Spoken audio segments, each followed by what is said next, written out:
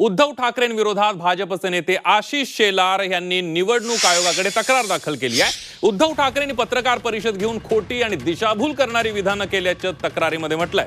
त्याचबरोबर सत्ताधारी भाजपवर चुकीचे आरोप केले आणि निवडणूक आयोगावर ही आरोप केलेले आहेत। हे आचारसंहिता उल्लंघन असून यावर कारवाई करण्याची मागणी आशिष शेलार यांनी पत्राद्वारे निवडणूक आयोगाकडे केलेली आहे आणि त्यामुळे आता निवडणूक आयोग यावर काय भूमिका घेते किंवा काय ऍक्शन घेते हे बघणं सुद्धा तितकंच महत्त्वाचं असणार आहे।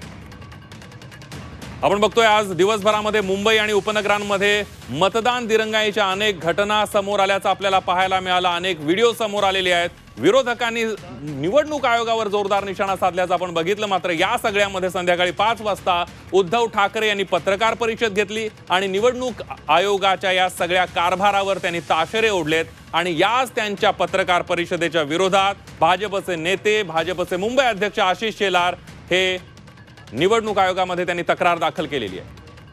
अधिक माहितीसाठी जाऊयात, आपले प्रतिनिधी कृष्णात पाटील आपल्या सोबत आहेत। कृष्णात, 4:45 दरम्यान उद्धव ठाकरे पत्रकार परिषद घेऊन निवडणूक आयोगाच्या कार्यपद्धतीवर आक्षेप घेतला होता।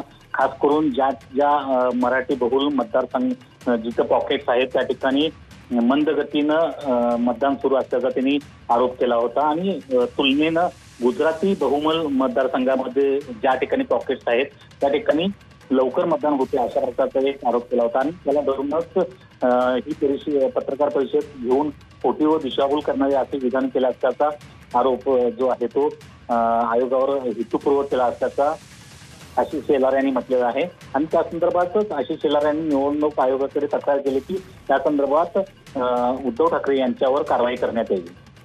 अगदी कृष्णा, धन्यवाद दिलेल्या सविस्तर माहितीबद्दल। आणि आता एकंदरीतच निवडणूक आयोग यावर काय कारवाई करते बघणं अतिशय महत्त्वाचं ठरणार आहे।